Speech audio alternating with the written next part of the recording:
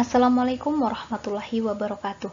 Baiklah, saya akan menjawab pertanyaan dari slide yang pertama ini, yaitu seberapa besar peran ayat-ayat kauniyah dalam Al-Quran. Berikan pendapat Anda dengan memberikan salah satu ayat sebagai penguat dari argumen Anda.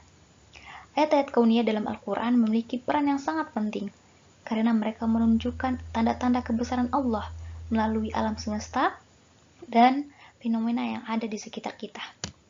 Ayat-ayat ini tidak hanya berfungsi sebagai petunjuk bagi umat manusia untuk merenungkan ciptaan Allah, tapi juga mengajak kita untuk memahami hubungan antara iman dan pengetahuan ilmiah. Salah satu ayat yang bisa saya ambil untuk menguatkan ayat ini yaitu surat Al-Imran ayat 190, yang artinya sesungguhnya dalam penciptaan langit dan bumi dan pergantian malam dan siang terdapat tanda-tanda atau kebesaran Allah bagi ulul albab, yaitu orang-orang yang mengingat Allah sambil berdiri, duduk, dan berbaring, dan mereka memikirkan tentang penciptaan langit dan bumi. Seraya berkata, "Ya Tuhan kami, tiadalah Engkau menciptakan ini dengan sia-sia. Maha suci Engkau, maka peliharalah kami dari siksa neraka." Slide yang kedua yaitu bagaimana Anda menggambarkan bahwa amitsal Al-Quran itu memberikan peran penting dalam memahami pesan Al-Quran. Uraikan pandangan Anda dengan memberikan beberapa contoh ayat amitsal. Amitsal Al-Quran atau perumpamaan yang terdapat dalam Al-Quran memiliki peran penting dalam memahami pesan-pesan yang terkandung di dalamnya.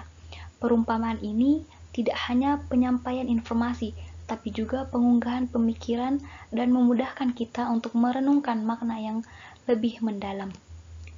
Yang bisa saya ambil contoh ayat amitsal ini yaitu surat Al-Baqarah ayat 17, yang artinya mereka adalah seperti orang-orang yang menyalakan api, dan ketika api itu menerangi sekelilingnya, Allah menghilangkan cahaya mereka dan membiarkan mereka dalam kegelapan yang tidak dapat mereka lihat. Dalam ayat ini, perumpamaan api menggambarkan orang-orang yang berpura-pura beriman, tetapi sebenarnya tidak memahami kebenaran. Yang kedua ada surat An-Kabul ayat 41. Perumpamaan orang-orang yang mengambil pelindung selain Allah adalah seperti laba-laba yang membuat rumah, dan sesungguhnya rumah yang paling lemah adalah rumah laba-laba, seandainya mereka mengetahuinya. Perumpamaan laba-laba menunjukkan betapa lemah dan tidak stabilnya bergantung pada selain Allah. Ini mengingatkan kita akan kekuatan tawakal kepadanya. Yang ketiga ada surat Al-Hadid ayat 20, yang artinya ketahuilah bahwa kehidupan dunia ini hanya permainan dan senda gurau dan perhiasan serta saling membanggakan antara kamu dan saling berlomba dalam kekayaan dan anak-anak. Dalam ayat ini kehidupan dunia digambarkan sebagai sesuatu yang sementara dan tidak bernilai sejati, mengingatkan kita untuk fokus pada hal-hal yang lebih abadi. Selanjutnya, slide yang ketiga yaitu modernisasi membuat manusia memiliki kemudahan berinteraksi dengan Al-Quran. Gadget yang ada Al-Qurannya, murotal yang bisa diakses online, dan lain sebagainya. Namun itu tidak berbanding lurus dengan antusiasme manusia modern dalam berinteraksi dengan Al-Quran. Jika dibandingkan dengan masyarakat tempo dulu, berikan alasan Anda apa yang melatar belakangi hal itu, serta berikan seberapa gagasan Anda upaya untuk menumbuhkan antusiasme interaksi dengan Al-Quran. Gagasan Anda bisa mewakili diri Anda sendiri, pemerintah, atau apapun.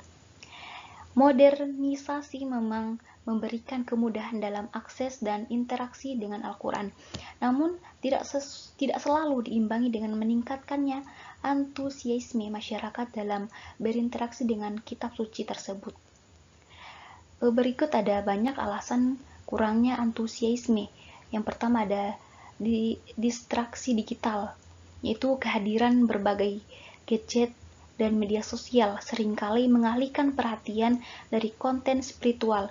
Hiburan yang lebih menarik dan mudah diakses mengurangi waktu dan perhatian yang diberikan kepada Al-Quran. Yang kedua ada penghayatan yang kurang mendalam, yaitu dengan akses yang cepat dan mudah, banyak orang yang hanya membaca tanpa memahami makna dan konteks ayat-ayatnya. Hal ini menyebabkan interaksi menjadi menghaluskan kedalaman tanpa spiritual. Yang ketiga, kurangnya pendidikan agama yang holistik, yaitu di banyak tempat pendidikan agama belum cukup menyentuh aspek praktis dan emosional dalam berinteraksi dengan Al-Quran sehingga generasi muda merasa kurang terhubung. Yang keempat, keterasingan dari tradisi, yaitu masyarakat modern mungkin kehilangan tradisi membaca dan mendalami Al-Quran yang dilakukan oleh orang tua atau nenek moyang mereka, sehingga mereka merasa kurang memiliki hubungan yang kuat dengan kitab suci. Yang selanjutnya ada gagasan untuk menumbuhkan antusiasme. Yang pertama, program edukasi interaksi, itu menceritakan program pendidikan yang mengintegrasi teknologi dengan pembelajaran Al-Quran. Misalnya, aplikasi yang memberikan penjelasan mendalam, tafsir, dan konteks sejarah ayat. Kedua, komunitas pembaca Al-Quran, itu membentuk komunitas atau grup yang fokus pada pembaca dan berdiskusi Al-Quran secara rutin. Kegiatan ini dapat dilakukan baik secara online maupun offline, sehingga dapat menjangkau lebih banyak orang. Yang ketiga ada konten kreatif, itu mendorong pembuat konten kreatif seperti video, podcast, atau vlog yang membahas tema-tema dalam Al-Quran dengan pendekatan yang relevan dengan kehidupan sehari-hari.